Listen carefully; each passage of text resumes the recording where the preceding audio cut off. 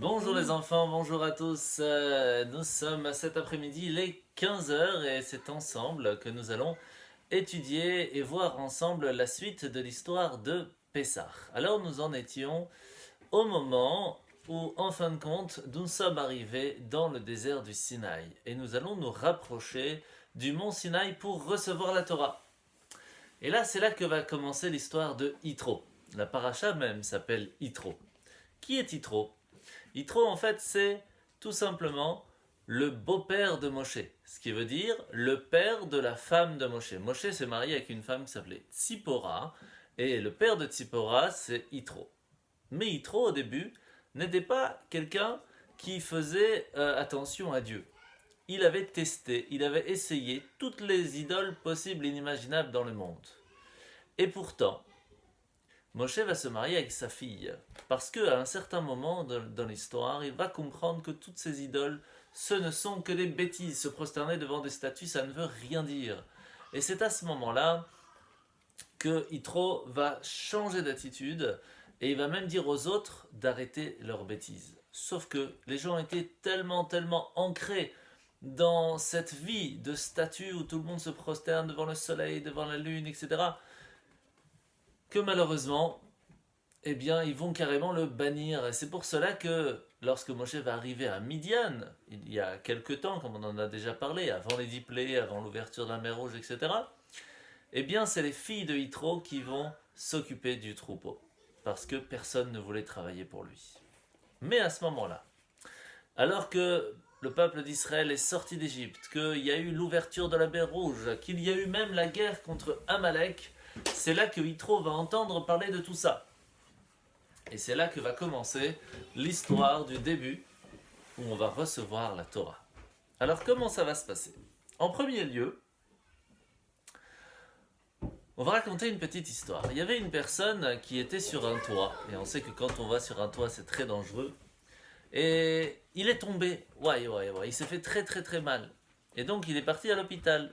Et à l'hôpital, ils ont demandé à un docteur du cerveau de réparer. Ils ont demandé à un docteur de la main pour réparer la main et le bras, à un autre docteur pour le pied, un autre docteur pour le ventre. Et après que tous les docteurs se sont occupés, c'est comme ça qu'il a guéri. En fait, il faut savoir que chaque fois qu'on fait une bonne action, on fait une bonne chose, eh bien on reçoit quelque chose de bien. Mais chaque fois qu'on fait une bêtise, on est en train de faire, on reçoit, on se fait du mal. Et des fois on se fait du mal avec la main, des fois avec le pied, des fois avec le nez, des fois avec les yeux, des fois avec la bouche, des fois avec l'oreille. Comment on peut réparer tout ça, toutes les bêtises que l'on a fait, avec une seule chose?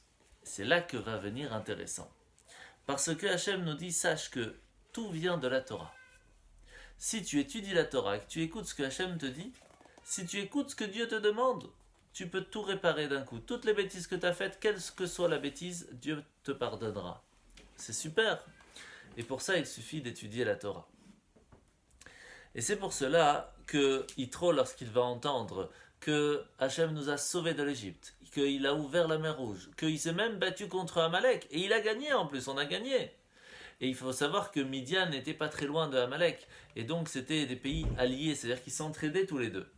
À ce moment-là, Yitro va recevoir le fait de comprendre que oui, c'est bien Hachem qui gère le monde. À ce moment-là, quelque chose d'assez extraordinaire va arriver. Il va prendre avec lui Tzipora, sa fille, et ses deux petits-fils, Gershon et Eliezer, qui étaient restés avec lui à Midian. Parce qu'il faut savoir que Moshe, lorsqu'il est parti la première fois avec sa femme et ses enfants, il est reparti à Midian et il les a laissés là-bas. Ce qui fait que, ils n'ont pas vécu la sortie d'Égypte. Et non, Gershon et Eliezer n'ont pas vécu la sortie d'Égypte. Et c'est comme ça que l'année prochaine, quand on apprendra plus tard, après Pessah, Moshe va leur expliquer ce qui s'est passé, puisqu'ils n'ont pas vécu. C'est la première fois que la Haggadah va être racontée. Alors, alors, à ce moment-là, Yitro va arriver devant comment on appelle ça? Devant le campement du peuple d'Israël. Mais ils étaient autour de nuées. Il y avait plein de nuages. Et ils étaient protégés par ces nuages. Et c'est à ce moment-là que Yitro va essayer de faire passer un message. Mais c'est pas possible. Tout était complètement bloqué. Alors quoi faire? Alors il s'est dit, je vais envoyer une flèche avec un message, peut-être elle passera. Sauf que les nuages étaient faits pour protéger que les flèches des ennemis ne puissent pas rentrer, ne puissent pas faire de mal au peuple juif. Mais cette flèche-là, étant donné qu'elle était envoyée avec une autre intention, eh bien elle est passée et elle est arrivée jusqu'à Moshe. Moshe ouvre le message, il voit, il entend que son beau-père, sa femme et ses enfants sont là, il sort l'accueillir et le fait rentrer dans le campement d'Israël. Et là, il va lui préparer un super bon repas. Tous les anciens, les sages, les plus grands, les ministres, les princes, tout le monde va être assis à table, sauf une personne. Qui ça? Moshe. Pourquoi? Qu'est-ce qu'il faisait? Il s'occupait de servir son beau-père. C'est lui qui s'occupait de lui amener à manger. De là, on apprend une chose très importante. C'est que c'est important d'honorer ses parents, de les respecter, de leur servir à manger, de s'occuper d'eux, de leur demander s'ils ont besoin de quelque chose, d'un verre d'eau ou autre. Mais même ses beaux-parents, qui sont les parents de sa femme ou de son mari, on doit aussi leur donner de l'honneur et du respect. C'est là que, en fin de compte, il va lui montrer ce qu'est la manne, manger la manne, c'est assez extraordinaire. Il va lui donner à boire du puits de Myriam. Il va se rendre compte comment est-ce que le peuple d'Israël reçoit tellement de bénédictions du peuple de Akadosh Baruch Hu, de Dieu, que lui aussi, Yitro, après avoir entendu toute l'histoire de la sortie d'Égypte, l'ouverture de la mer Rouge et les 10 plaies, etc., qu'il va dire Baruch Hashem, béni soit Dieu, que tu es toi celui qui gère le monde et que tu as sauvé le peuple juif de l'Égypte. À ce moment-là, il va dire, j'ai étudié toutes les religions du monde, j'ai vu tout, j'ai tout essayé, et pourtant j'ai vu que tout ça ce n'était que des bêtises. Alors Yitro était tellement impressionné de tout cela que il va dire à voix haute, à présent, je sais que c'est Hachem qui est le plus grand des plus grands de tous les autres pouvoirs, et je voudrais moi aussi maintenant devenir juif. Toutes les nations du monde vont l'entendre, et tout le monde le connaissait puisqu'il était le grand prêtre, il avait déjà tout essayé, tout le monde le connaissait.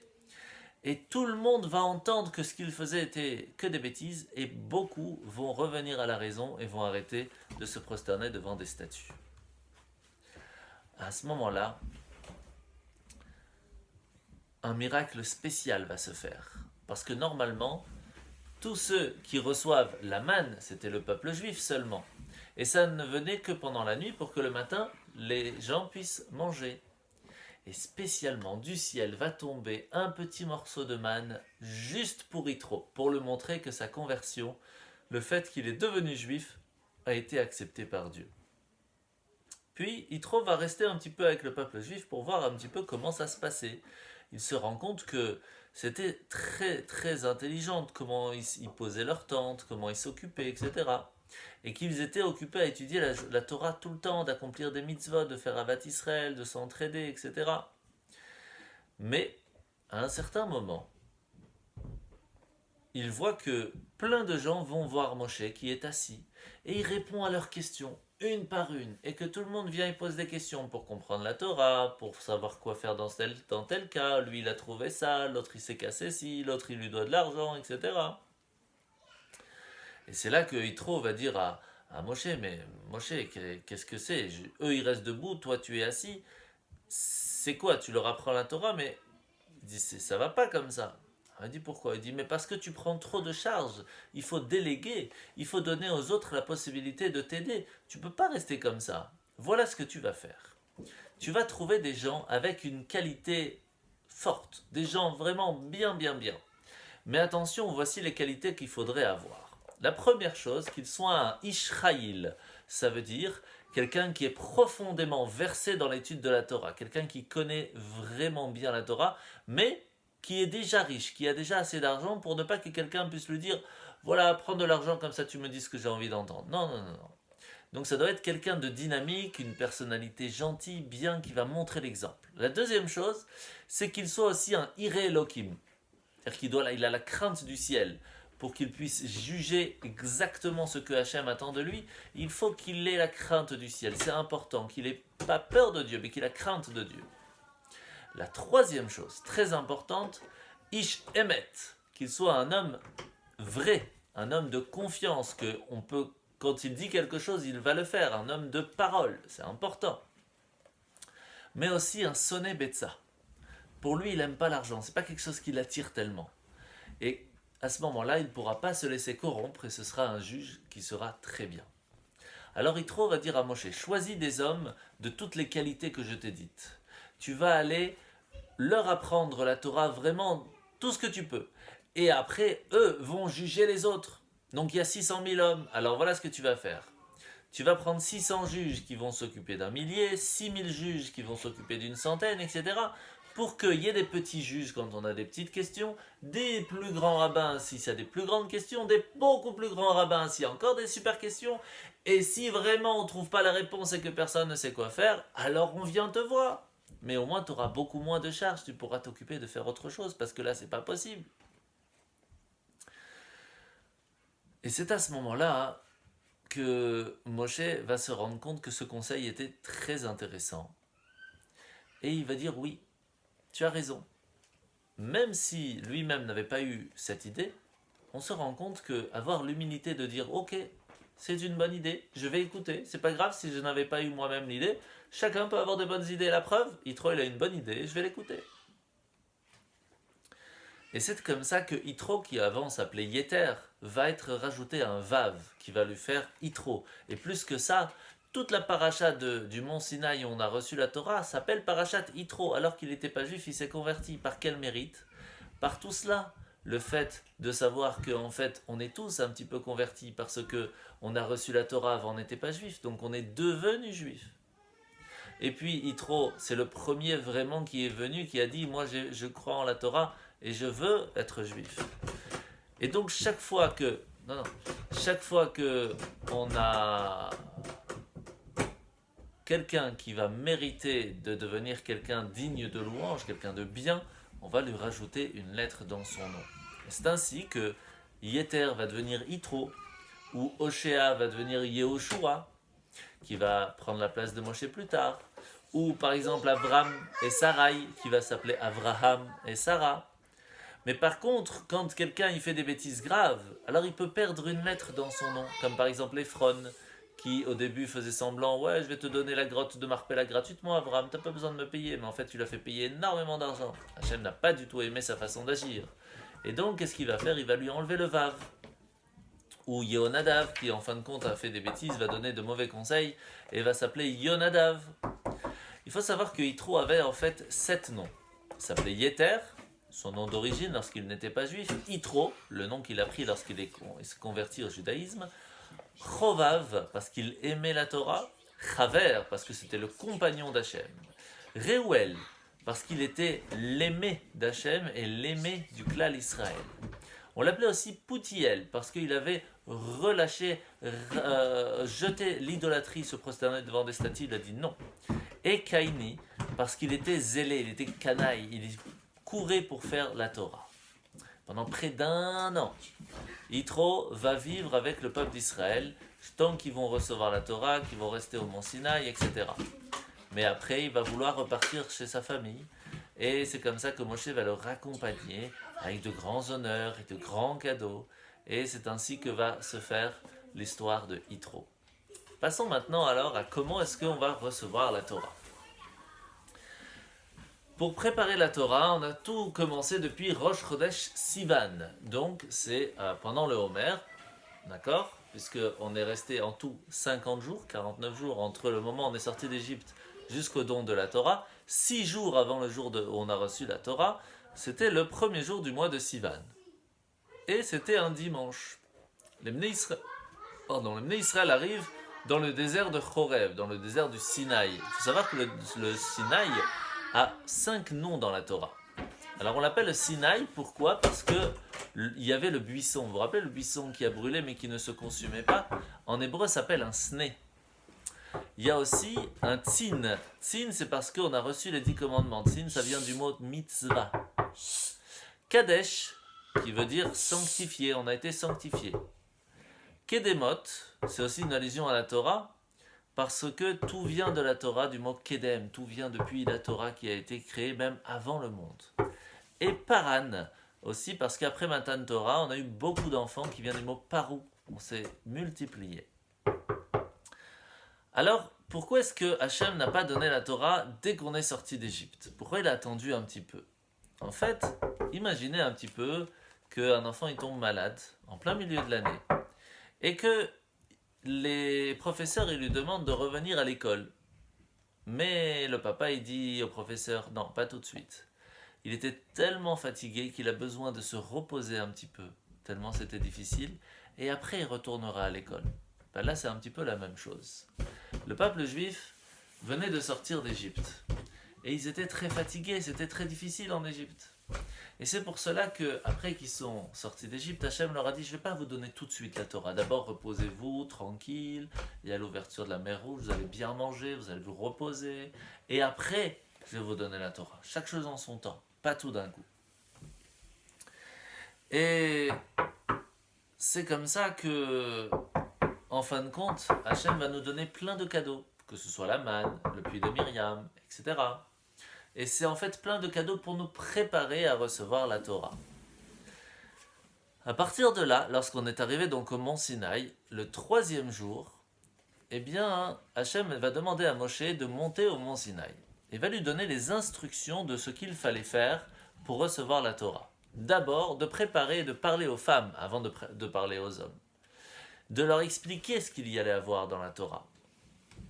Et c'est pour cela que les femmes aussi deviennent bat mitzvah à 12 ans, alors que les garçons deviennent bar mitzvah plus tard, à 13 ans, parce qu'ils sont plus mûrs bien avant les hommes. Les femmes aussi ont été distinguées parce que c'est à eux qui ont cet effort plus difficile de devoir transmettre le cœur de la Torah, l'éducation, à leurs enfants. Et ça, c'est quelque chose qu'il fallait tout d'abord faire, parce que le plus important, c'est l'éducation de ces enfants, de pouvoir transmettre. C'est pas facile.